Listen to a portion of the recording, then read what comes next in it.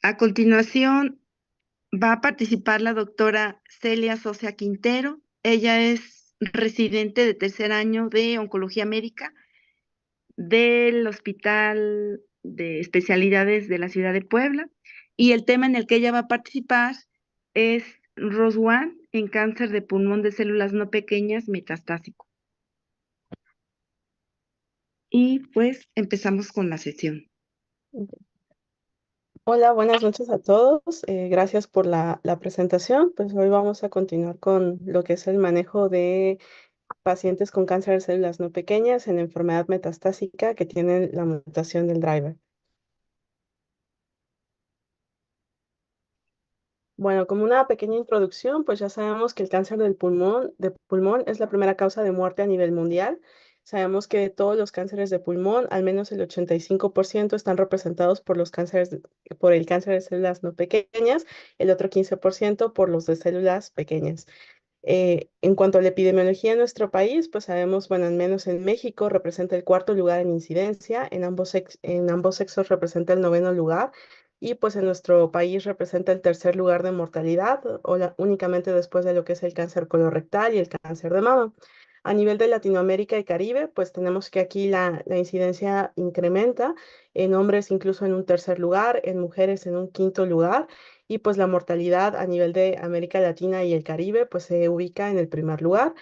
No me voy a atender mucho con esto, como vemos en el mapa que se encuentra a su izquierda, pues vemos que existen países donde existe mayor prevalencia de esto. En general vemos que en países como lo que es Cuba, Uruguay, Argentina, incluso hasta Brasil, son los sitios donde mayor incidencia tenemos.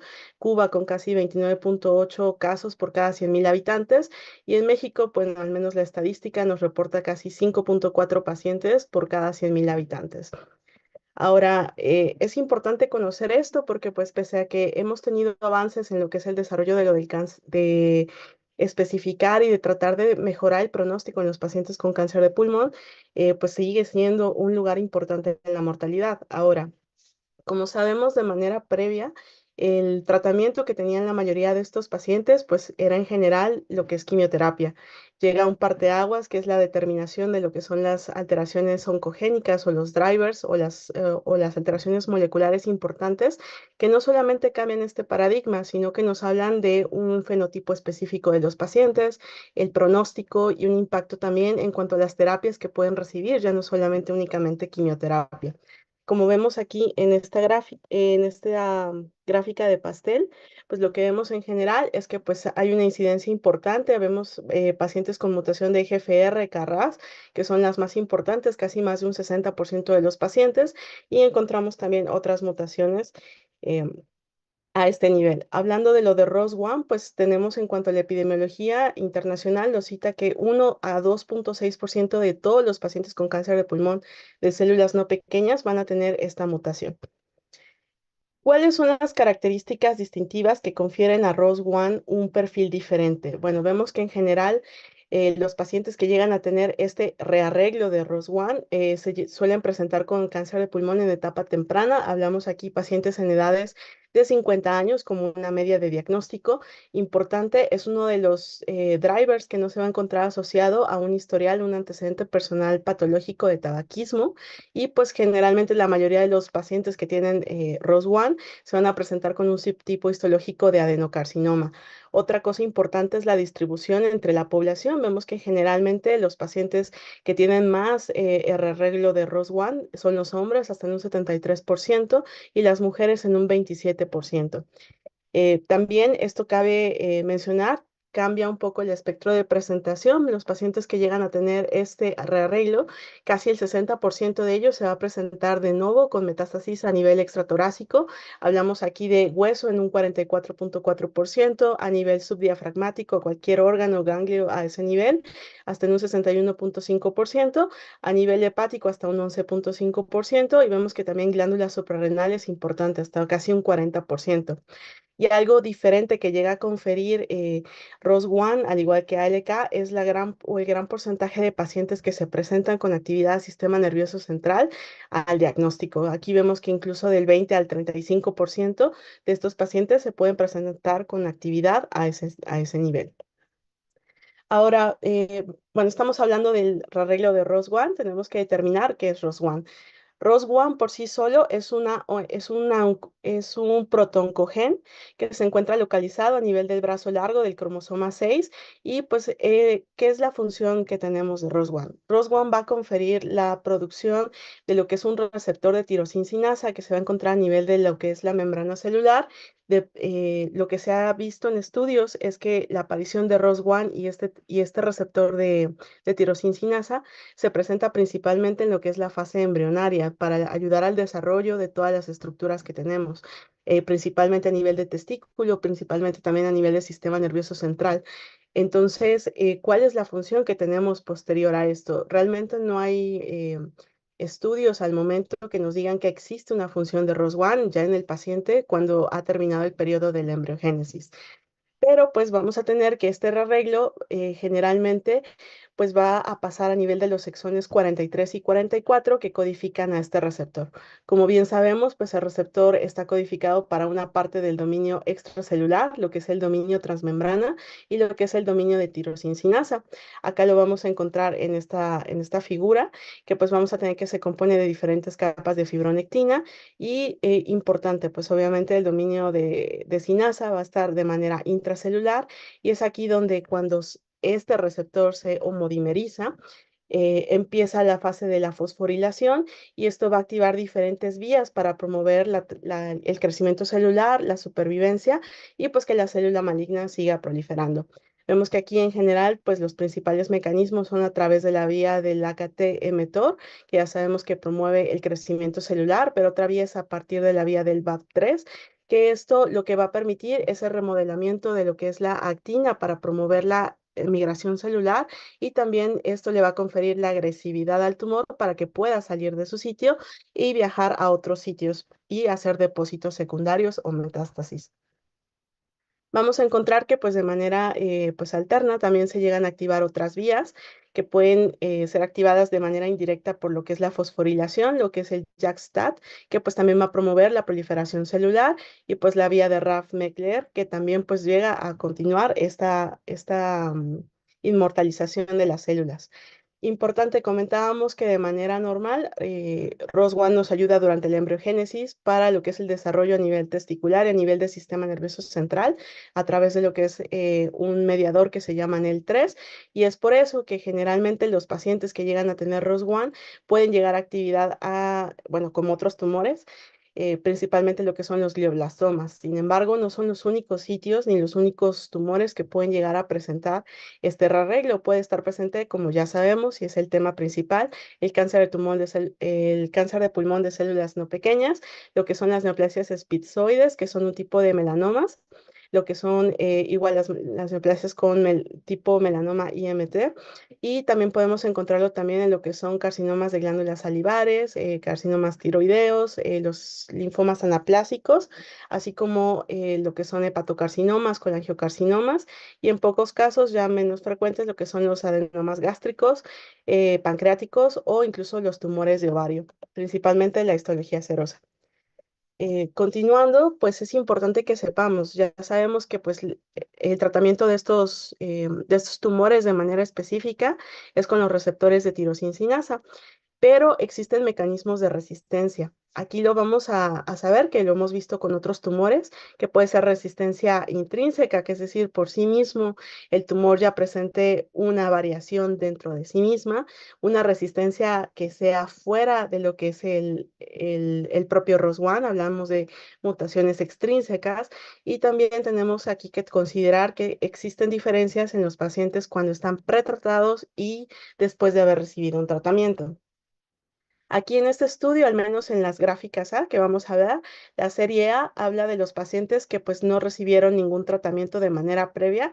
Habla que pues básicamente no existe una mutación aquí de resistencia, perdón, un arreglo de resistencia, y generalmente en muy poca cantidad se llega a presentar este, que es el L1951R o el L2026M, que estos pueden ser ya en pacientes, bueno, se presentan más frecuentemente en pacientes que ya recibieron algún tratamiento previo con algún TKI dirigido a este nivel. Y la serie B, pues también nos habla en general de lo que son las mutaciones que se encuentran de resistencia intrínsecas previo a igual a inicio de tratamiento. Hablamos de que existe un gran porcentaje de lo que son el arreglo de ROS1 como lo conocemos, pero también existe la resistencia o el mecanismo de resistencia más frecuente, que es el cambio aquí de G2032 hacia R. Y encontramos que en muy poca cantidad, pues también vamos a encontrar este mecanismo de resistencia, que es el S1986F, que nos confiere el peor pronóstico para los pacientes. ¿Por qué? Porque pues se asocia a resistencia a todos los tipos de tratamiento que tengamos con TKI. Básicamente es un paciente que sería candidato a tratamiento con quimioterapia. Y pues en general, si nos vamos de este lado, pues también vamos a ver que esto es un estudio que se hizo dependiendo cuál era el gen de la fusión con la cual se presentaba ROS1. Aquí hablamos del GOPC y del CD74, que este es el más común, y nuevamente vemos que se repite. Mismo mecanismo de resistencia más frecuente, G2032R, y pues en pocas, y otro tipo de mecanismos en los cuales pues ya tenemos un blanco terapéutico. Importante resistencia primaria que podemos llegar a encontrar en este grupo de pacientes, en el 8% de los pacientes que no han sido tratados y hasta un 53% de los pacientes que ya recibieron al menos una línea de tratamiento. Ahora, en cuanto a las resistencias extrínsecas, pues hablamos aquí más que nada de la sobreactivación de las vías, y me voy a regresar un poco. Como ya habíamos visto, una de las vías alternas que se puede llegar a activar, pues es la de JAK-STAT y también lo que es la RAF-MEK. Y esto es algo que vamos a ver aquí. Generalmente otro mecanismo de resistencia diferente a lo que es el blanco terapéutico es la activación de vías aledañas, que son principalmente estas, y se agrega también la beta-catenina. Importante, bueno, aquí recalcar en estos estudios que se hicieron, pues realmente fueron pocos pacientes, fueron casi 12 a 27 pacientes en los cuales se midió estos mecanismos de resistencia. Ahora, ¿qué nos dice la literatura internacional? Esto ya hablando de determinar cuál es la importancia de lo que son las mutaciones intrínsecas y lo que es el blanco terapéutico que nosotros tenemos, pues sabemos que en general crizotinib es un TKI que va a presentar resistencia a casi todas las mutaciones intrínsecas. Vemos aquí ceritinib, en el cual pues sí tenemos cierta sensibilidad entre lo que es el B2998I. Y vamos a ver aquí lorlatinib, que se llega a presentar con una terapia, una opción en los pacientes en los cuales pues tenemos alguna resistencia intrínseca caracterizada por D2033, L2026 y S1986, y que esta es una también la segunda más frecuente en cuanto a porcentaje de presentación. Vemos aquí brigatinib, que en general solamente se asocia también a lo que es el B2998I y a lo que es el F204C. Y vemos aquí cabozantinib, de esto hablaremos un poquito más al final, que aunque se presenta como una opción terapéutica ante varias mutaciones, ante varios mecanismos de resistencia intrínseca, pues aún no tenemos algún estudio aprobatorio. Foretinib parecía una gran promesa, ya que pues vemos que en general tenía o se presentaba como una opción de tratamiento para estos pacientes que tuvieran estas resistencias intrínsecas. Sin embargo, pues el medicamento pues fue descontinuado, los estudios que iban a dar aprobación a fase 2 y fase 3. Entrectinib, vemos que en general ya no tenemos aquí que sea una opción para cuando tenemos alguna de estas resistencias intrínsecas, y repotrectinib, que se presenta con alguna de estas, que es GED2032 y la DED2032. Y ensartinib, pues que también tampoco llegamos a presentar alguna opción terapéutica en este caso. Aquí lo que comentábamos de la mutación de peor pronóstico, que es la L2086F, vemos que ninguno de los fármacos pues llega a tener cierto efecto terapéutico en este grupo. Pasando a la resistencia, ya vimos cómo funciona ROS1, qué es lo que nos genera, cuáles son las cosas que podemos estar valorando para ver nuestro tratamiento. Hay que ver cómo lo detectamos. Existen diferentes métodos autorizados al día de hoy. Hablamos de lo que es el FISH, lo que es la inmunohistoquímica, la secuenciación de nueva generación, la determinación por PCR o la biopsia líquida. Vemos que en general cada uno tiene sus ventajas y desventajas. Sin embargo, pues vamos a considerar que los principales o los que están con mayor autorización pues puede ser el FISH, la secuenciación de nueva generación y el PCR. ¿Por qué? Por esto mismo. Vemos que el FISH puede detectar variantes inusuales y pues puede estar validado con procedimientos estándares que son pues prácticamente o están disponibles para la mayoría de los pacientes. La limitación pues sí es el costo que llegamos a tener con este paciente, con este procedimiento. Y pues nada más. Vemos aquí lo que es la secuenciación de nueva generación, que pues también nos puede determinar tanto el DNA como el RNA del tumor. Nos permite múltiples detecciones, no solamente determinar ROS1, sino que podemos determinar si existe otra alteración a nivel molecular que nos pueda guiar en cuanto al tratamiento que podemos dar. Y pues vemos que en general el costo aquí sería la principal limitante, así como el tejido que requerimos. Entre más tejido tengamos, mayor sensibilidad y especificidad de esta prueba. En cuanto a lo que es el PCR, pues vamos a ver que esta es la que tiene mayor sensibilidad y especificidad. El problema aquí es que puede llegar a perder cierto grupo de fusiones que no sean las estándar. Y pues también necesitamos que sean muestras de alta calidad. Tanto la toma, la preservación de la muestra, la conservación y el envío de la muestra deben de estar en óptimas condiciones para no tener falsos negativos.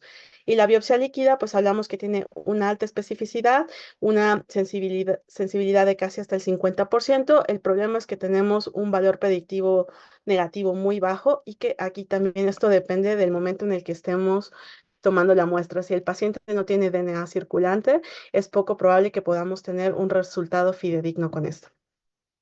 La inmunohistoquímica, diríamos, pues tiene un costo accesible, es mucho más rápida.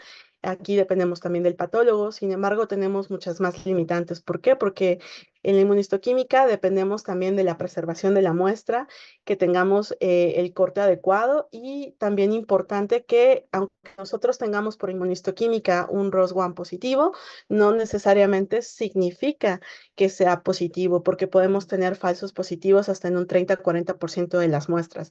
Aunque hagamos inmunistoquímica, va a requerir la confirmación ya sea con la prueba de FISH o la secuenciación de nueva generación. Es por eso que lo que estamos obligados a hacer inicialmente, pues si tenemos, como en muchos de nuestros centros de salud, lo que es la inmunistoquímica, sería eso y confirmar el estudio posteriormente, ya sea con la secuenciación de nueva generación, el FISH o el PCR, que sería lo que tengamos más a la mano y más accesible.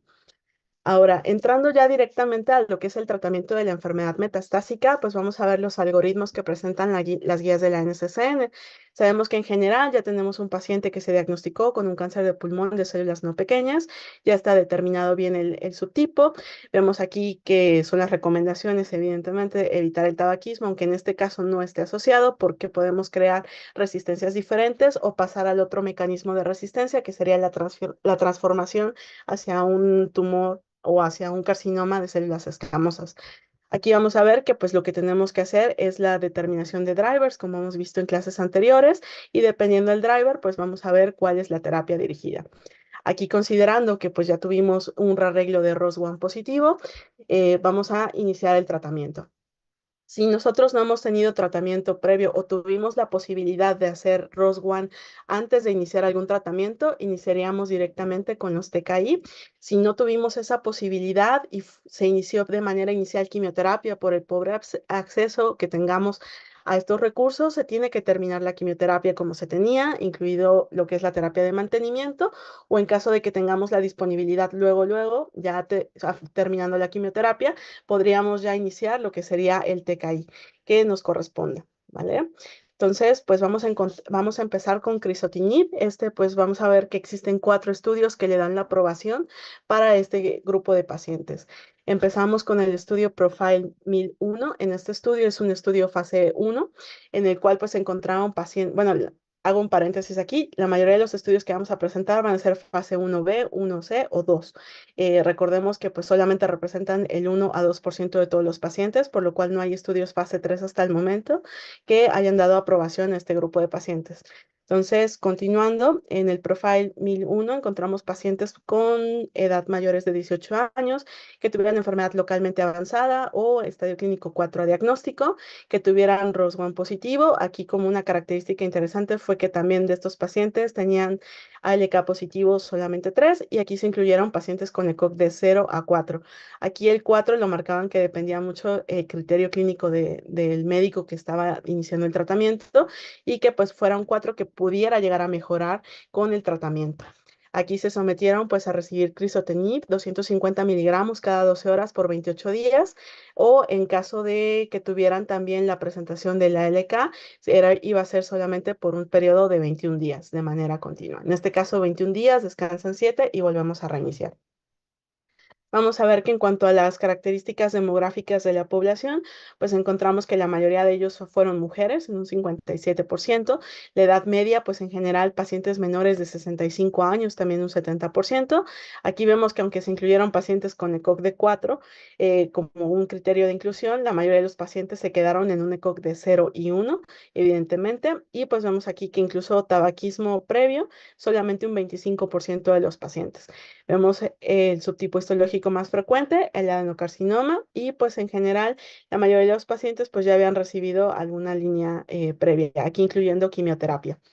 Vamos a ver que en cuanto a lo que son los resultados de esto, vemos en supervivencia global que se alcanzó una media de 51.4 meses y con una buena tasa de respuesta objetiva. Encontramos que respondieron aproximadamente 72% de los pacientes.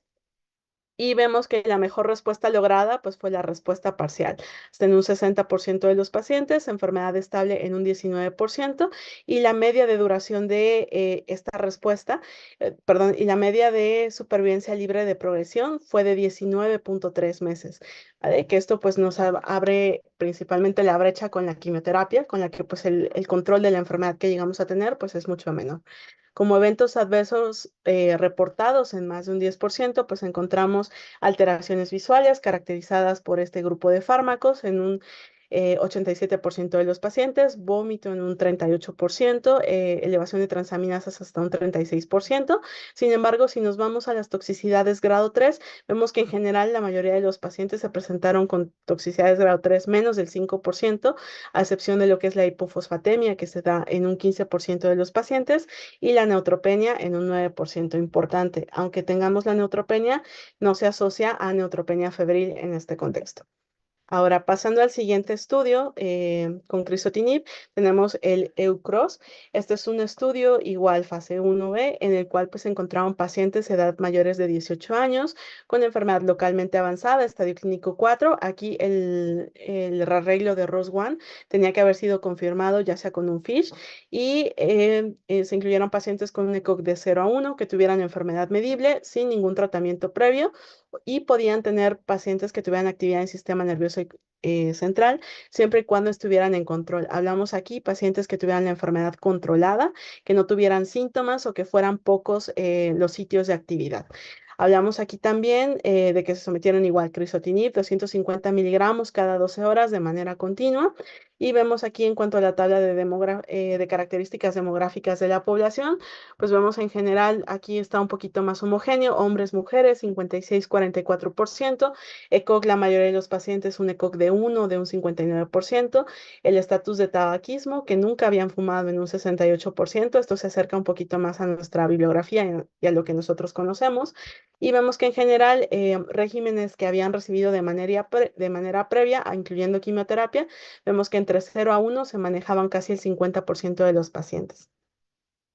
En cuanto a lo que es la determinación de la fusión de ROS1, vemos que el 60% de los pacientes sí fue determinado con la secuenciación y pues encontraron también, estas son las principales que se llegaron a encontrar. Lo que mencionábamos, el TPM3 ROS1, el CDC4, que no son tan frecuentes, pero aquí vemos los más frecuentes. Aquí varía un poquito con lo que tenemos reportado en la estadística, que es el CD74 como segundo lugar, y vemos que en general SLC 34A2 con ROS1, pues como primera característica o el primer arreglo más frecuentemente encontrado. Aquí en estas tablas lo que vamos a ver pues va a ser lo que son los cambios o la tasa de respuesta objetiva que encontramos. Observamos aquí que en general la mejor respuesta lograda pues fue la respuesta parcial, lográndose en 21 de los pacientes, enfermedad estable en 6 de los pacientes y solamente 2 pacientes llegaron a progresar. Vemos también aquí el cambio máximo de las lesiones. Vemos que aquí pues nuevamente confirmamos esto. Continuamos con buenas respuestas parciales con enfermedad estable, aunque pues importante de notar que no existen aquí, al menos en este estudio, no se lograron respuestas completas en este grupo de pacientes. Aquí nos vamos a lo que es la supervivencia libre de progresión con una probabilidad de supervivencia alcanzando la media en 18.5 meses y la supervivencia global, que aquí pues prácticamente la media no se alcanzó. Aquí en este estudio se hizo un subanálisis para determinar también si tenía algo que ver o no, que el arreglo de ROS1 se asociara a la mutación del TP53, así como a los pacientes que tenían rearreglo del CD74 asociado a ROS1, en el cual pues vemos básicamente que en los pacientes que sí tienen el rearreglo de CD74 tienen un mejor pronóstico con crizotinib que aquellos que no lo tienen, y vemos nuevamente aquí que en pacientes que tengan el TP53 mutado, también tienen un peor pronóstico que los pacientes que no lo tienen mutado. Entonces, esto nos habla de que no solamente es el arreglo de ROS1 el que nos va a conferir el pronóstico, sino también la molécula con la cual, o la parte molecular con la cual está asociado el arreglo, y también si existe lo que es el TP53 mutado. Aquí en esto, pues este es el update. Encontramos que en general, eh, bueno, vamos a medir aquí lo que son las tasas de respuesta en las primeras dos columnas, lo que es la valoración radiológica local, y las dos columnas a la derecha, lo que es la valoración externa. Vamos a encontrar que en general las tasas de respuesta objetiva se mantienen 70-73%, siendo la mejor respuesta lograda, lo que es la respuesta parcial, 70-73%, y la supervivencia libre de progresión media alcanzada fueron casi de 20 meses. Y vemos que en general en los pacientes en los que sí se realizó toda la secuenciación, incluso las tasas de respuesta objetiva se llegaron a incrementar. Entonces, esto nos habla de la importancia de por qué tenemos que secuenciar a nuestros pacientes, no solamente quedarnos con la inmunistoquímica. Aquí la tasa de respuesta objetiva se va casi a un 90% en el control interno, en el externo se va a un 83%, y vemos también la respuesta parcial como una mejor respuesta, igual casi alcanzada en el 90% de los pacientes. Y aquí la supervivencia libre de progresión media alcanzada, pues fueron los 16.8 meses, que es lo que hablábamos, una media aproximadamente de 17, 18 meses, que es lo que nos confiere crizotinib en este grupo de pacientes. Y en cuanto a lo que son los eventos adversos, pues prácticamente en toxicidades grado 3, vemos que son poco frecuentes, la mayoría se encuentran en un 3%. Hablamos de náusea, el incremento de ALT, vómito, leucopenia o neutropenia, no asociada a neutropenia febril, y la disgeusia también en un 3%. Entonces, prácticamente este grupo de pacientes tiene una muy buena tolerancia a tratamiento con altas tasas de respuesta. El otro estudio que le dio la validación a crizotinib, pues es el estudio AXE. Este es un estudio fase 2, en el cual pues incluyeron pacientes nuevamente mayores de 18 años, enfermedad localmente avanzada o enfermedad metastásica, que tuvieran enfermedad medible, aquí un ECOG de 0 a 2. El objetivo principal de este estudio fue determinar la supervivencia libre de progresión, así como la tasa de respuesta lograda, la supervivencia global y evidentemente pues valorar el perfil de seguridad con la presentación de eventos adversos. Vamos a ver que aquí encontramos otras características en la inclusión de los pacientes. Llegamos a ver que incluyeron pacientes que tuvieran que tuvieran c-MET mutado, en aquellos que tuvieran MET en más de 6 ocasiones y que pues obviamente tuvieran ROS1 traslocado. Se incluyeron también pacientes aquí con lo que es, ¿cómo se llama? Con otro driver, que es el MET, solamente 6 pacientes. Aquí vamos a ver que en general la media nos vamos a enfocar a la columna final, que es donde estamos hablando de ROS1. Encontramos la edad media de 62 años, con un ECOG de 1 en la mayoría de los pacientes, hasta en un 44%, seguidos de un ECOG de 0 en un 30%, y vemos que igual nuevamente adenocarcinoma 90%, historia de tabaquismo 30%, y pacientes que tenían metástasis a nivel del sistema nervioso central, las vemos hasta en un 21%. Pacientes que pues habían tenido líneas previas, se consideró pacientes que habían tenido una línea previa, ya sea con quimioterapia o con un inhibidor de EGFR y que después hubieran tenido lo que es el arreglo ROS1 pues en este grupo. Aquí vamos a ver las gráficas, hablamos de supervivencia libre, supervivencia global y lo que es la supervivencia libre de progresión. Vemos que aunque pareciera no ser tan destacada la supervivencia libre de progresión, alcanzando una media más o menos de unos 5 meses, y la supervivencia global pues sí pareciera llegar a prolongarse incluso hasta los 18 meses que nosotros comentábamos y hemos estado comentando. Prácticamente aquí en cuanto a lo que son las tasas de respuesta, vemos que en general se alcanzó una respuesta o una medición de respuesta objetiva a los 2 ciclos de tratamiento hasta casi en el 50% de los pacientes y al finalizar 4 ciclos de tratamiento habíamos logrado control de los pacientes o control de la enfermedad hasta en el 83% de los pacientes.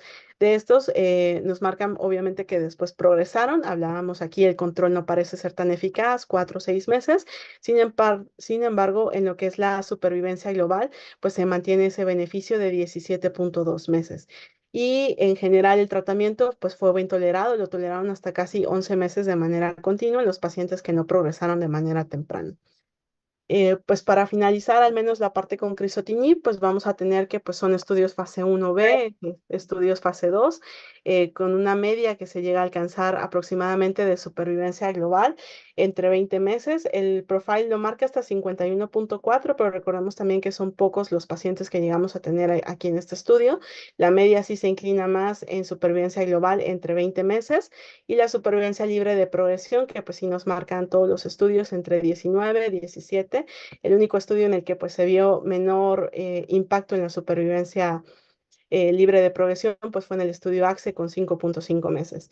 Y vemos que en general las tasas de respuesta objetivas alcanzadas con crisotinib, pues las tenemos que van desde un 70 a 72%, que pues aún así es bastante bueno en este contexto.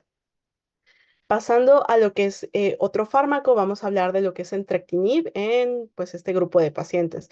Sabemos que en general entrectinib pues, es un TKI que va dirigido contra lo que es el NTRK, por lo cual pues, se incluyeron pacientes que tuvieran, bueno, los estudios que vamos a hablar aquí son estudios basket, en los cuales pues, se incluyeron diferentes tipos de tumores mientras tuvieran lo que es el NTRK presente. Y aquí también se llegaron a incluir pacientes que tuvieran el gen de ROS1 asociado. Vemos aquí que en general vamos a hablar de estos estudios, que es el ALCA 372-001 y el STARK1. Vamos a hablar también de lo que es el STARK2 y al final de cuentas lo que es el entrectinib, que está este estudio que es el STARK-NG. Sin embargo, este estudio no lo vamos a discutir en esta ocasión. ¿Por qué? Porque generalmente marca niños y adolescentes, que no es nuestra población de interés. Aquí los criterios de inclusión fueron diferentes, la dosis también fue un poco diferente y los resultados pues también varían también en este grupo de población. Y aquí en este contexto pues entraron más tumores que fueran tumores primarios del sistema nervioso central con este tipo de mutaciones, no tanto cáncer de pulmón. Entonces, empezando pues con este estudio, lo que es el START-2, este es un estudio fase 2 que se hizo multicéntrico, en el cual se incluyeron pacientes con enfermedad localmente avanzada o enfermedad metastásica que tuvieran tanto la presencia de NTRK, ya sea uno o 2, la presencia de ROS1 o la presencia de pacientes que tuvieran ALK también. Y pues se sometieron a recibir entrectinib 600 miligramos al día en 4 ciclos. Vamos a ver aquí que la población en total, pues de toda la población que se llegó a incluir, 88 pacientes pues tenían lo que es el NTRK presente, 180 era arreglo de ROS1 y de estos de ROS1, los 180 eran pacientes que tenían cáncer de pulmón de células no pequeñas. Hubo otro grupo de población que tuvo ROS1, pero eran pacientes que tenían cáncer de colon y cáncer a nivel gastrointestinal. Y aquí a los pacientes en el día 1 del ciclo 1 de inicio de tratamiento se sometieron a contestar diferentes estudios, diferentes cuestionarios. Aquí vamos a ver que el objetivo principal de este estudio pues fue valorar los eventos adversos, la calidad de vida y también lo que es la tasa de respuesta objetiva y la duración de la respuesta.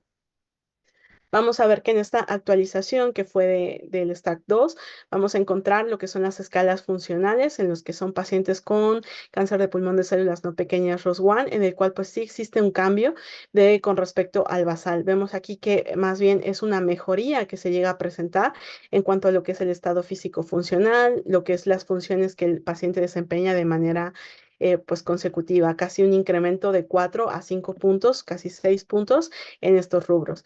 Y si nos vamos también a lo que son los test o de calidad de vida referente a lo que son la sintomatología, nos vamos nuevamente a los pacientes con ROS1 en cáncer de pulmón. Vamos a ver que en general disminuyó la sintomatología que se presentaba en estos pacientes. Una disminución de casi 20 puntos en lo que es la tos, dolor torácico, disnea, hasta 7 puntos de mejoría, y también lo que son dolores a nivel de lo que es la articulación del hombro o de los brazos. Dolor también presentó una disminución en menos de 1.9, no tan significativa o llamativa como los otros síntomas, sin embargo, pues presente, ¿no? Básicamente sin neuropatía, y aquí sí se incrementa un poquito más la disfagia en este grupo de pacientes. Ahora, si nos vamos a valorar lo que son los cambios que se presentaron en cuanto a lo que son las escalas de calidad de vida, vemos que en general se mantiene la calidad de vida, no se llega a perder. Vemos aquí también que la mayoría de los pacientes reportaron tanto mejoría como estabilidad de lo que es su funcionalidad en este tratamiento. Y vamos a ver aquí principalmente los dos síntomas en los que mayor beneficio se vio. Pacientes que tenían tos, en los cuales la mayoría reportan una mejoría impresionante, casi 90% de los pacientes, menos del 2 a 5% presentaron un empeoramiento de este síntoma. Y vemos lo mismo con dolor torácico, que la mayoría de los pacientes pues reportan tanto mejoría o estabilidad de ese mismo dolor. Ahora, si nos vamos a lo que es el otro objetivo principal del estudio, lo que es la presentación de los eventos adversos y la tolerancia, pues vamos a ver que en general en los pacientes con ROS1 tenemos que la presentación de eventos adversos grado 3 sí fue un poco alta, fue de 66.7%. Sin embargo, de estos solamente 30% llegaron a requerir un ajuste de dosis, de los cuales pues vemos que pues al final de cuentas son pacientes que llegaron a progresar. Aquí no se está separando de manera específica el tiempo. Sin embargo, pues el 70% de los pacientes pues lo llegaron a descontinuar pues porque fallecieron a final de cuentas. Sin embargo, pues en los eventos adversos, pues vamos a ver que pues el evento adverso más frecuente que lo llegamos a encontrar aquí, independientemente del grado, hablamos de grado 1 hasta grado 4, lo que es la constipación en un 52%, la diarrea en un 40%, disnea, náusea en un 30%, vómito solo 22%, y en general lo que es la disnea como un evento adverso y la pérdida de apetito menos de un 12%. Entonces, pues aquí con este estudio vemos que entrectinib pues sí nos da unas tasas de control, más que nada de calidad de vida, de mejoría de síntomas y pues con un perfil de seguridad pues bastante bien tolerado. Tenemos estos son los otros dos estudios que vamos a comentar, que es el ALCA 372001 y el STARK-1, en los cuales pues se buscó determinar la seguridad de ver estos inhibidores en los pacientes que tenían tanto mutaciones de ROS1 como ALK. Aquí nuevamente son estudios basket, se incluyeron pacientes con diferentes tumores. Hablamos tumores de cabeza y cuello, tumores del sistema nervioso central, gastrointestinales, y vemos también pacientes con cáncer de pulmón de células no pequeñas, que fue la mayoría de la población en estos dos estudios. En el ALCA 372 representando un 65% y en el STARK1 representando un 56%. Lo que vamos a ver aquí en cuanto a lo que son las gráficas, vamos a ver aquí lo que es el cambio de lo que es la respuesta que se llegó a tener. Nos vamos a enfocar nuevamente a lo que es ROS1. Aquí de este lado tenemos los pacientes que también tenían lo que es NTRK y el arreglo de ALK. Y vamos a ver que en general la mayoría de los pacientes pues sí llegaron a tener una respuesta. Vemos solamente una progresión y el resto de los pacientes pues alcanzó una respuesta parcial y solamente 2 pacientes alcanzaron a lo que es respuesta completa. Y yéndonos aquí de manera específica otra vez a lo que son los pacientes con ROS1, aquí en esta gráfica lo que vamos a ver es el tiempo de duración del estudio. Hablamos de lo que son los pacientes que están con una flechita negra, los pacientes que continuaron el tratamiento pese a que el estudio terminó, pacientes que tenían aquí la cruz, pacientes que terminaban el tratamiento, ya sea por descontinuación de eventos adversos o por fallecimiento de los mismos, y en general la mejoría y la progresión a qué tiempo se llegó a presentar. Aquí vamos a ver también lo que es el perfil de lo que son los eventos adversos. Vamos a encontrar que pues en general toxicidades grado 3 con este fármaco pues se encuentran por debajo del 5%, la más importante fatiga o astenia en un 4%, el resto pues aumento de peso en un 2% y lo que es las diarreas y las artralgias solo 1%. De manera general, toxicidades grado 1 más frecuentes, pues hablamos de la disgeusia y de parestesias que se llegaron a encontrar asociadas en este tratamiento. Entonces, pues viendo lo que es entrectinib de manera pues más concreta, hablamos de que son estudios fase 1, fase 2, otra característica que son estudios basket, pero pues alcanza una tasa de respuesta entre un 60 y 67%. Hablando de manera más continua, hablando aquí de todo lo que son los estudios en adultos, que son los STARK 1, 2 y el ALCA 372, pues vemos que la media de respuesta se alcanzó a los 2.8 meses, con una supervivencia libre de progresión de 15.7 meses. Y pues la media en supervivencia global pues no fue alcanzada, al menos al finalizar el tiempo de estos estudios. Continuando, pues también tenemos a repotrectinib. Hablamos aquí de otro TKI en el cual se buscó determinar en este estudio si teníamos algún beneficio en este grupo de pacientes. Aquí lo importante o la característica un poquito diferenciada es que también se incluyeron pacientes con actividad en el sistema nervioso central que ya hubieran sido tratados, que hubieran pasado al menos 4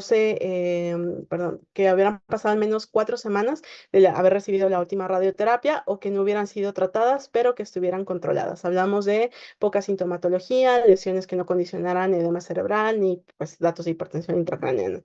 Aquí se sometieron a recibir repotrectinib a dosis de 160 miligramos al día por 14 días y después la dosis se duplicaba a 160 miligramos cada 12 horas de manera continua. El objetivo principal de este estudio pues, fue determinar la tasa de respuesta objetiva, así como los eventos adversos, y entre objetivos secundarios pues, se buscó determinar el beneficio clínico. Hablamos de mejoría de sintomatología, lo que es supervivencia global y supervivencia libre de progresión. Aquí sí vemos básicamente lo que son, esta es la tabla de características de la población. Vamos a ver que los dividieron en pacientes que ya habían recibido de manera previa un TKI dirigido contra ROS1. Esto lo vamos a ver en lo que es segunda línea, pero nos vamos a quedar en pacientes que no la habían recibido. Básicamente, aquí la edad media fueron 57 años. Hablamos de pacientes con diferentes sitios o nacionalidades. Hablamos de un ECOG 1 en más del 66% de los pacientes. Estadio 4 al diagnóstico, vemos que 94% y pues vemos aquí el número de líneas previas. Aquí el 72% de los pacientes no había recibido ningún tratamiento en una línea previa incluyendo quimioterapia, lo que es hasta un 23%. Y pacientes que hubieran recibido inmunoterapia, pues la verdad es que ninguno, 97%, bueno, la mayoría, 97% de los pacientes no habían recibido ninguna inmunoterapia, ¿vale? En la otra columna lo vamos a discutir más adelante. Entonces, aquí, ¿cuáles son los resultados de este estudio? Vamos a ver que en los pacientes que no habían tenido una terapia previa con TKI, hablamos de repotrectinib en primera línea, se alcanzan tasas de respuesta objetiva importantes, casi un 79% de las mismas, con una media de iniciar o lograr la respuesta de casi 2 meses, y vemos que la mejor respuesta objetiva pues fue la respuesta parcial, con un 70% de los pacientes lográndola. Aquí importante, y esto creo que destaca mucho de la diferencia de las otras terapias que hemos visto, respuestas completas hasta en un 10%, y solamente 3% de los pacientes llegaron a progresar durante este tratamiento. El beneficio clínico que hablábamos aquí, mejoría de síntomas, se llegó a presentar en 67 pacientes de los 71, hablamos casi un beneficio de 95% y hacia arriba. Y vemos aquí en cuanto a la supervivencia libre de progresión que se alcanzó, pues fueron de 35.7 meses, supervivencia global pues no alcanzada. Y aquí en cuanto a los pacientes que tenían actividad a nivel del sistema nervioso central, pues encontramos básicamente que sí tuvieron respuesta. Encontramos respuesta en 8 de 9 pacientes, casi igual 95% de los pacientes que respondieron. Y vemos que aquí respuestas completas, solamente una. Y respuestas parciales una. Entonces, pues con esto podemos concluir que repotrectinib en primera línea nos otorga una tasa de control rápido de 2.8 meses, así como una muy buena tasa de respuesta, alcanzando respuesta objetiva, hablando de respuesta completa y respuesta parcial, casi en un 79% de los pacientes, con una duración de supervivencia libre de progresión mucho más alta que los TKIs previos, 35.7 meses, y pues con control también en pacientes que tenían actividad en sistema nervioso central. Vamos a ir aquí dividiéndolo. Estos en pacientes que pues tenían metástasis al sistema nervioso central, que no habían recibido de manera previa un TKI. Observamos aquí una duración de la respuesta lograda de entre 1.9 a 25.8 meses. Sin embargo, que lograron respuesta hasta 83% de los pacientes. Vemos aquí, nos vamos a enfocar, perdón, nuevamente aquí estos son los pacientes que ya habían recibido, del lado derecho, los que ya habían recibido una terapia contra ROS1, del lado izquierdo, los que no habían recibido ninguna. Y vamos a ver aquí que en general la supervivencia libre de progresión de la actividad intracraneana pues se mantiene bastante prolongada. Vemos que incluso a los 48 meses el 91% de los pacientes pues tenía ese control todavía ahí logrado. En cuanto a lo que son los eventos adversos, pues vamos a ver que en general toxicidades grado 3 nuevamente se llega a repetir, muy bien tolerados, menos del 5%, las más llamativas, 4% lo que son parestesias, incremento de lo que es la creatinina, y vamos a ver también el mareo en un 3%. Y en general lo que es la supervivencia libre de progresión en pacientes que no habían recibido terapia con un TKI previo, dirigido contra ROS1, igual nuevamente 35.7%, que es la media la media que se alcanzó, ¿vale? Y esto por el momento en el estudio. Entonces, pues prácticamente ya ahorita vimos todo lo que son las drogas que tenemos disponibles para lo que es primera línea, crizotinib, entrectinib. Existen los estudios también con ceritinib, que es el ASCENT-5. Este estudio, la verdad, no lo pude descargar. Sin embargo, pues también vemos que la supervivencia global media alcanzada fueron de 24 meses, con una tasa de respuesta objetiva de 62%. Y pues los estudios que estamos manejando, ¿no? Pacientes con repotrectinib, aunque sea un estudio fase 1-2, con altas tasas de respuesta, con una supervivencia libre de progresión media, pues alcanzada casi de 35 meses, cosa que no vemos con los otros TKI. Muy bien, ahora, bueno, esto es en cuanto a primera línea, las opciones terapéuticas que tenemos disponibles. ¿Qué pasa cuando vuelve a progresar? Hablamos aquí de líneas subsecuentes. Pues aquí tenemos nuevamente nuestro algoritmo de la NCCN que nos marca, y esto pues es el estándar como pues incluso para otro tipo de tumores de cáncer de pulmón de células no pequeñas que tengan otro tipo de drivers. Depende de la progresión. Si nuestra progresión es asintomática, realmente pues es muy localizada, pues podríamos considerar terapia definitiva, hablando por ejemplo que tuvieran una oligoprogresión al sistema nervioso central, pues dar radiocirugía, radioterapia para controlarla y pues continuar con el tratamiento que estábamos llevando. Si no, o si se encuentran una lesión o dos lesiones aisladas, pues valorar lo que es la metastasectomía y continuar nuevamente el tratamiento de inicio que teníamos. Si vemos que pues son progresiones sintomáticas, pues aquí depende del sitio de lesión. Nuevamente nos vamos, si tiene un sitio de lesión a nivel del sistema nervioso central, pero que ya nos está causando síntomas, pues definitivamente hay que dar terapia y control local a ese nivel. Y posteriormente, pues lo que se recomienda es pasar a entrectinib si ya había recibido ceritinib o crizotinib de manera previa, o repotrectinib, que ya habíamos visto que este es en pacientes que ya habían recibido también terapia con algún TKI dirigido contra el arreglo de ROS1. Si la terapia perdón, si la progresión es sintomática y aparte sistémica, depende aquí nuevamente del número de lesiones. Lesiones o progresión oligometastásica, control local y continuamos lo más que se pueda el tratamiento con este mismo agente que ya habíamos iniciado. Y en caso de que tengamos lesiones múltiples en los cuales pues sea evidente que no es una oligoprogresión, que tiene muchos síntomas, pues podríamos intentar nuevamente repotrectinib. Ahorita veremos el estudio y las condiciones. Se puede iniciar también lorlatinib, ya que hablamos de que lorlatinib cubre o es una opción terapéutica para los pacientes que tienen estas mutaciones de resistencia que habíamos hablado previamente. La otra pues sería nuevamente considerar la toma de una biopsia si está disponible. ¿Por qué? Porque pues sabemos que este tipo de pacientes pueden tener la diferenciación hacia lo que es el carcinoma de células escamosas hasta en un 10%, o para valorar que ya no sea el arreglo de ROS1 ahí, sino que haya otro rearreglo, perdón, otro driver que podamos nosotros dar terapia dirigida. O si no tiene driver, nos vamos nuevamente a expresión de PDL1, que puedan ser candidatos a inmunoterapia, y si no, pues ya definitivamente pues quimioterapia. Entonces, pues, este es el estudio, es el Trident 1, ya lo habíamos comentado. Ahorita nos vamos a enfocar, pero a la parte de pacientes que ya habían recibido un TKI contra ROS1 de manera previa. Aquí nuevamente vemos los mismos criterios de inclusión, la misma dosis. Aquí no se modificó, independientemente fuera repotrectinib en primera o en líneas subsecuentes.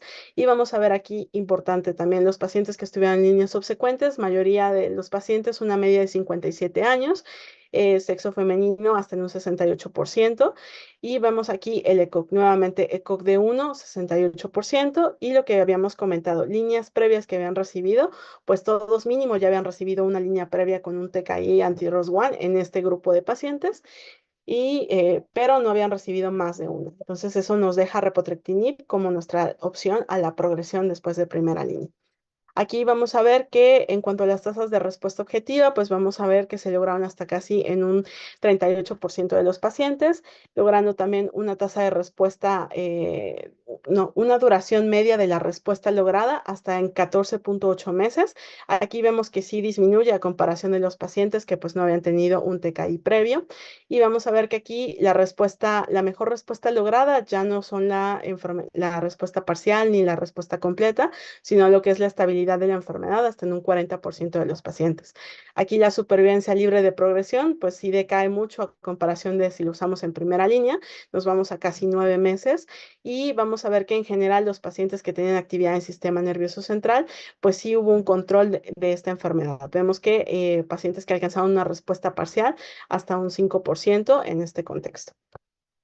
Nuevamente nos enfocamos ahora a lo que son las gráficas que están a su lado derecho, en lo que son la gráfica D y D, en los cuales vamos a ver la duración del control de la respuesta en pacientes que tenían metástasis intracraneales, pero que ya habían recibido un TKI previo. Aquí nuevamente vemos que la duración de esta respuesta pues básicamente baja a 3 meses, con logrando esta respuesta en 5 pacientes, un 60% de la población.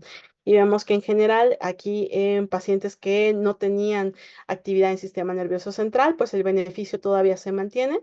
Hablamos casi de un 82% de los pacientes que se mantenían con una supervivencia libre de progresión intracraneana en aquellos pues que ya habían recibido una terapia previa. Vemos que aquí en este contexto pues no varía mucho. Sin embargo, la presencia de actividad del sistema nervioso central sí es un impacto importante tanto para definir primera y segunda línea el control que podemos tener aquí en este grupo de pacientes.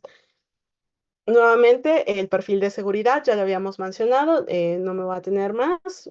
Muy buen perfil de toxicidad, menos del 5% de las toxicidades más importantes. Supervivencia libre de progresión de casi pues 35.7 meses en los que no tenían, esto hablamos de primera línea, contra pues lo medio o lo logrado ya en una segunda línea que son 9 meses, básicamente. Y pues bueno, esto es con el estudio Trident, con repotrectinib. Tenemos otras opciones de tratamiento ya también en líneas posteriores. Hablamos aquí de entrectinib. Este es un estudio Bueno, existen varios estudios con entrectinib. Este es un metaanálisis o un análisis de los 3 estudios que se hicieron, que son fase 1 y fase 2. Aquí pues prácticamente vemos que la mayoría de los pacientes que se incluyeron en estos estudios eran mayores de 18 años, tenían lesiones medibles y actividad en sistema nervioso central, al menos 53 pacientes de todos los incluidos.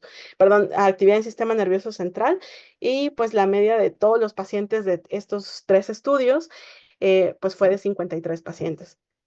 Vamos a ver aquí que estos se sometieron a lo que es entrectinib, 160 miligramos día. Ya sabemos que por 14 días, después duplicamos la dosis a 160 miligramos cada 12 horas. Y el otro estudio, que fue el fase 2, hablamos aquí de que se incluyeron más pacientes. Aquí con el total de población, veíamos que 71 de los pacientes no habían tenido un TKI previo, pero sí 56 pacientes habían recibido ya una terapia con un TKI dirigido contra el arreglo de ROS1. Aquí vemos que en general la mayoría de los pacientes había recibido crizotinib hasta en un 82%, entrectinib hasta en un 16% y ceritinib solamente 2% de los pacientes lo habían recibido. Vemos que en general solamente en este estudio se valoró la seguridad del medicamento, qué tantos eventos adversos podíamos tener, y pues vamos a ver que en general, pues básicamente la media del estudio, la población del estudio, vemos aquí una población femenina en un 64%, ECOG mayoría de 1 en un 51%, aquí pocos ECOG 2 hasta un 10% de los pacientes. Vemos actividad del sistema nervioso central que se presentó al momento del inicio del estudio hasta en el 43% de los pacientes, y vamos a ver que tuvieran enfermedad medible hasta 9%. El número de terapias previas, que esto es lo que iba variando, veíamos que hasta 43% de los pacientes había recibido un TKI de manera previa o 2 terapias previas o más en un 25%. Realmente pacientes en primera línea para entrectinib pues fueron muy poquitos. Y vemos los genes de fusiones, hablamos del más frecuente nuevamente, el CD74 asociado a ROS1, el SLC34A2 asociado a ROS1 como los más frecuentes, que pues corroboran nuestra epidemiología que ya conocemos. Básicamente, en cuanto al perfil de toxicidad, porque recordemos que este estudio lo único que valoró fue la seguridad del medicamento, vemos efectos o eventos adversos grado 1, grado 2, principalmente la disgeusia en un 42%, mareo en un 32%.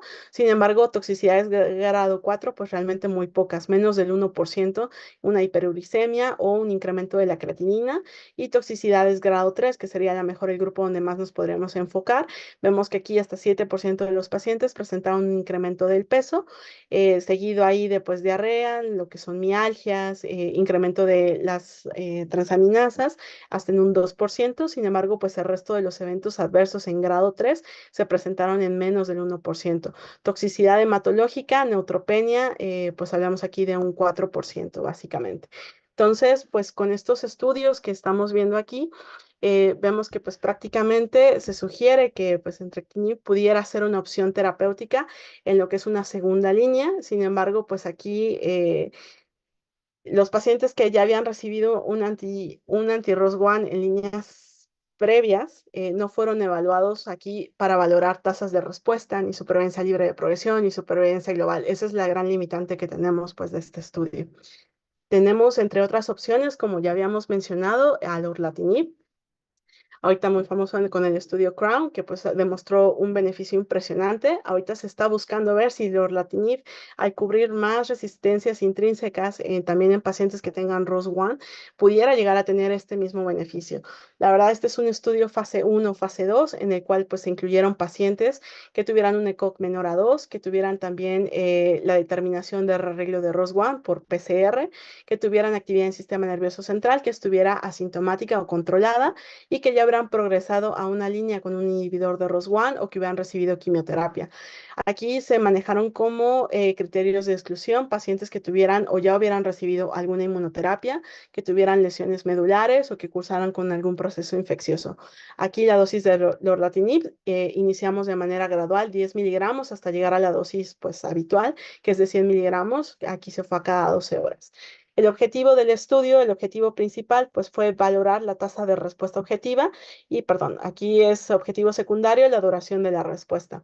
Vamos a ver que en este estudio, pues incluyeron 70 pacientes con un ECOG 1 en su mayoría el 60% de los pacientes, ECOG de 0 en un 39%, muy pocos pacientes con ECOG de 2, solamente un 3%, pacientes que tenían actividad del sistema nervioso central al inicio del estudio en un 57% y pacientes que ya habían tenido de manera previa al menos una terapia con un inhibidor dirigido contra ROS1, hablamos de un 59%. Pacientes 2 o más líneas, pues prácticamente vemos que es casi un 75%, un 70% de los pacientes que ya habían tenido algún tratamiento en líneas previas. Ahora vamos a ver aquí en general lo que son los resultados que tenemos. Vamos a ver en caso de dar lorlatinib como si fuera una línea previa, que recordemos pues que es la menor de la población, 21%, con aquellos pacientes que ya habían recibido al menos un inhibidor de un TKI contra ROS1, que pues eran 40 pacientes. Vemos que aquí en este grupo de pacientes, porque estamos hablando de líneas subsecuentes, hablamos de la mejor respuesta lograda, una respuesta parcial en un 30%, lo que es una respuesta completa en un 5%, y pacientes con una tasa de respuesta objetiva de hasta un 35, perdón, con tasas de respuesta objetiva logradas de hasta un 35%. Si nos vamos a separarlos por sitios de actividad, si teníamos enfermedad extracraneal, pues vemos nuevamente que la respuesta parcial se mantiene, 30%, y una respuesta completa en un 5%, con una estabilidad de la enfermedad aquí en un 43%, que es donde más se llegó a lograr. Sin embargo, en pacientes con enfermedad intracraneal, aquí vemos que se modifican un poco, bueno, se modifican bastante las tasas de respuesta. Vemos que en pacientes que tenían actividad intracraneal, a recibir lorlatinib en este contexto, hasta el 40% de los pacientes alcanzaban respuestas completas, seguido de lo que es una respuesta parcial hasta en un 13%. Y vemos en general que se confirmaron estas respuestas con algún criterio de medición, con algún estudio de imagen, hasta en un 50% de los pacientes, y la media de duración de este control de respuesta a nivel del sistema nervioso central, pues todavía no se ha logrado. Si vemos nuestra gráfica aquí a la derecha, pues vamos a ver que la mayoría de los pacientes, o sea, sí hay pacientes que llegan a lograr respuestas completas, la mayoría sí se queda con una respuesta parcial o una enfermedad estable, y vemos que en general pocos pacientes pues llegan a progresar a este tratamiento. Si nos vamos también a lo que se trató de medir aquí, de cómo se determinó si era con DNA circulante o si era una biopsia de tejido, pues vemos aquí que también varió un poquito la respuesta.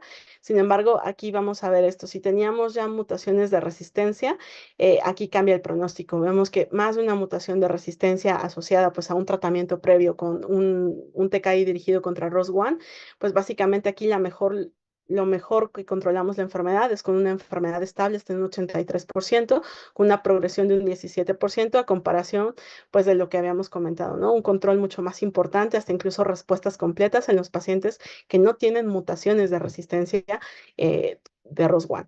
Y vamos a ver aquí, igual nuevamente a nivel de tejido, pues nuevamente volvemos a ver lo mismo, cambia el espectro. Si nosotros tenemos más de una mutación, lo mejor que podemos lograr en este grupo de pacientes es la enfermedad estable en su mayoría. Después, a lo mejor aquí en esto que fue medido con una nueva muestra de tejido, o sea, una nueva biopsia, marcamos también respuestas parciales de 40%, a diferencia de de las que fueron obtenidas con la que es la toma del DNA circulante. Y pues vamos a ver aquí en cuanto a la gráfica que se encuentra a su derecha, lo que es el cambio que tenemos aquí de respuesta. Hablamos de respuestas parciales, pues sí, importantes, lo que es enfermedad estable, y pues hablamos de progresión pues de la enfermedad en este grupo de pacientes. Con esto, pues podemos concluir que pues sí influye mucho también saber qué mutaciones de resistencia tenemos, y si ya tenemos una mutación de resistencia, pues eso va a pues conferir un pronóstico más adverso a nuestro paciente que si no lo tuviera. Ahora, en cuanto a la seguridad del lorlatinib en este grupo de pacientes, pues vemos en general toxicidades grado 3 importantes. Nuevamente seguimos manteniendo el mismo perfil que ya conocemos: hipercolesterolemia, hipertrigliceridemia, 12-19%. De ahí en fuera las toxicidades bajan a un incremento de peso de 7% en toxicidad grado 3, lo que es el incremento de la lipasa en un 6%, así como la hipofosfatemia, y pues el resto de toxicidades realmente bastante bien toleradas, 1% para toxicidades grado 3. Y pues bueno, esto sería lorlatinib. Recordemos que esto se ve prometedor, sin embargo, pues es un estudio fase 1, 1B. En cuanto a otros estudios que tenemos, en cuanto a líneas posteriores, pues tenemos los estudios con taletrectinib, en el cual pues es un fase 2, en el cual pues se abrió desde 2021. Sin embargo, pues pareciera conferir ciertas limitantes, ya que pues solamente pudiera servirnos en pacientes que tengan las mutaciones de resistencia G2032R, L2026M, L1951R y pues la S1986F, que es lo que comentábamos, que está en general, pues ya vemos que nos confiere cierta resistencia pues a todos los TKIs. Habría que ver realmente cómo funciona esto en este contexto. Y tenemos también otro fármaco que está en estudio, que es el Nuvalent, en el cual pues realmente aquí tenemos que se va hacia lo que son también mutaciones ya dirigidas, lo que es el G2032R, nuevamente la S1986, L2026 y la D2033. Tenemos también estudios con cabozantinib, no los incluí en esta presentación. ¿Por qué? Porque pues aunque veíamos que la tablita pareciera ser que cabozantinib puede eludir varios mecanismos de resistencia intrínseca, los estudios que tenemos son estudios fase 1 y realmente no han logrado aprobación aún con ese fase 1 para hacer una opción dirigida de tratamiento en este grupo de pacientes que tengan cáncer de pulmón con arreglo de ROS1. Y pues para finalizar, pues vamos a ver nuestro algoritmo. Vamos a ver que en primera línea, pues podemos usar alguno de los TKIs que ya mencionamos. Repotrectinib, pues vemos que es el que mayor impacto tiene en supervivencia libre de progresión, supervivencia global en primera línea. Podría ser entrectinib, crizotinib o ceritinib.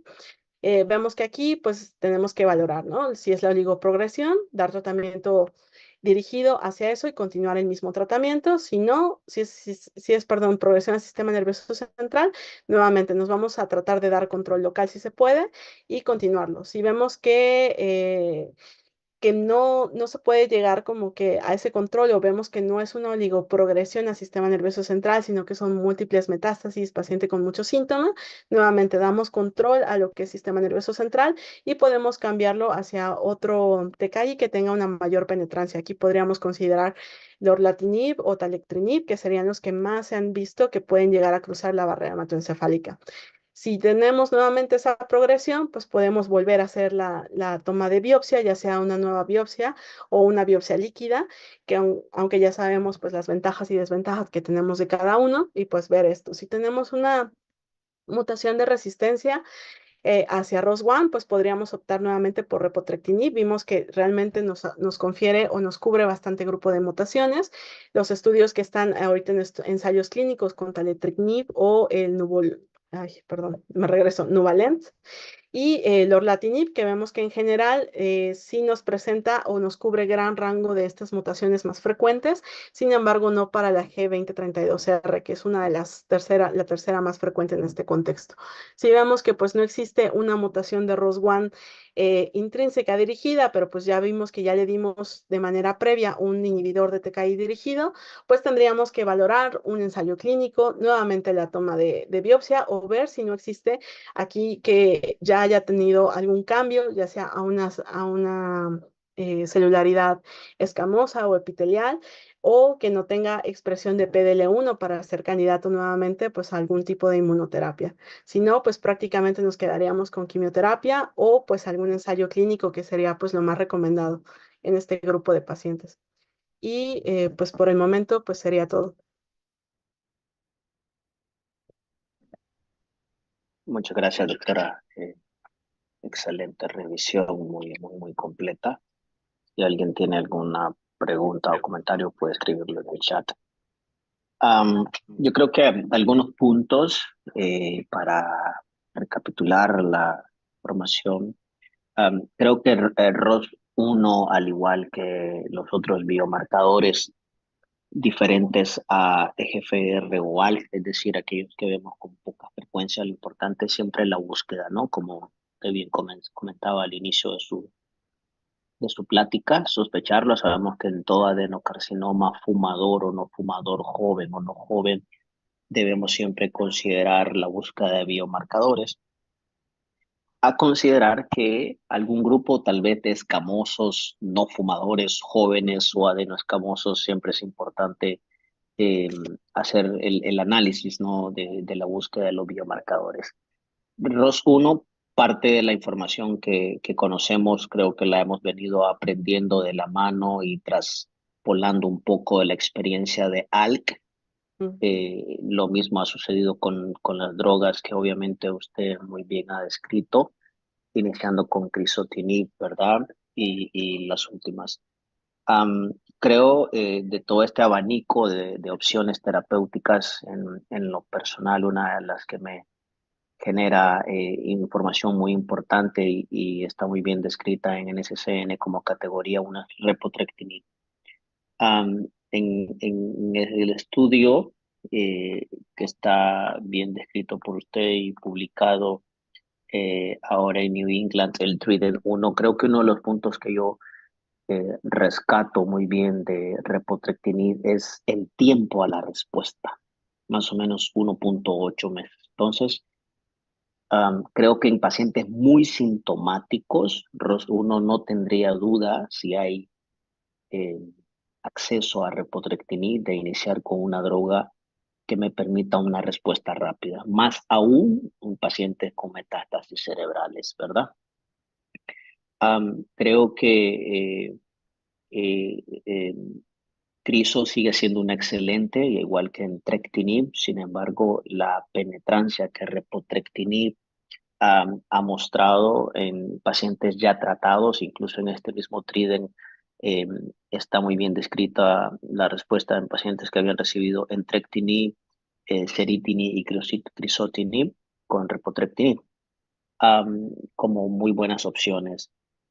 Ahora en ASCO, este año, se presentó también un poco de experiencia con lorlatinib y da resultados muy similares a lo de repotrectinib, al igual que se presentó un abstract con taletrectinib, más o menos poco más de 170 pacientes, que da un poco más de respuesta objetiva que repotrectinib. Sin embargo, la experiencia fue únicamente en población asiática. Entonces habrá que ver cómo taletrectinib se viene posicionando en el escenario, probablemente con el comentario que usted nos daba en la parte final de su abanico de mutaciones que brinda mayor cobertura. Creo que es algo que hay que seguir de taletrectinib, como nos viene a utilizar.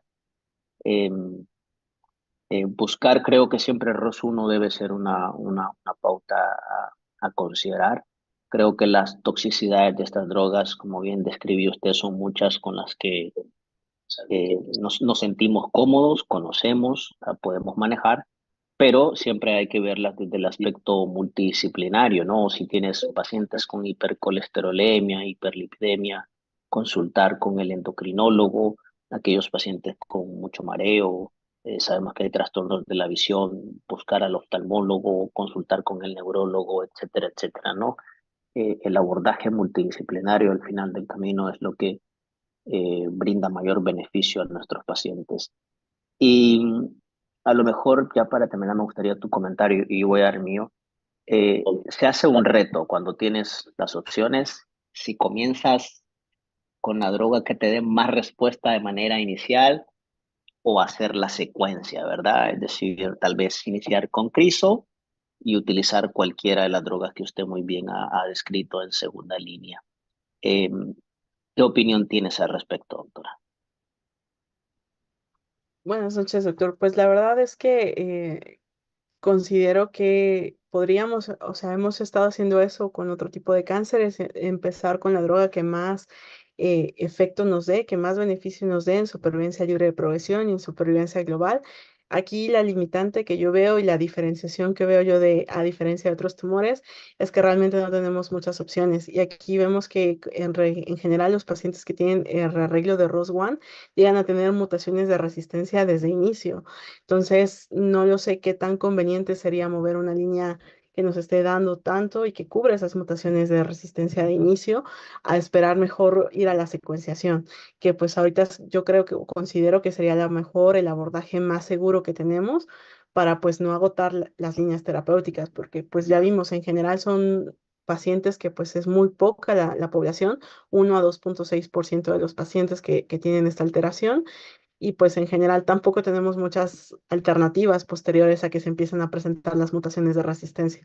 La verdad no sé si exista aquí algo en cuanto a esa secuenciación, tratar de mover lo que son, por ejemplo, entrectinib o repotrectinib en una primera línea y posteriormente ver si podemos dar algo ahí. Sin embargo, pues no pareciera lo más viable en este contexto, al menos esa sería mi opinión. Sí, de acuerdo, ¿no? A veces esto puede ser como una carrera de relevos, ¿verdad? A propósito que estamos en las Olimpiadas, entonces en tiempo de Olimpiadas a veces es importante hacer relevos de una terapia a otra.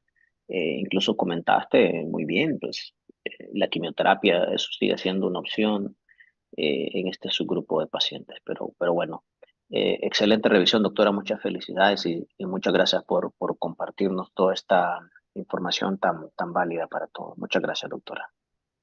Gracias, doctor.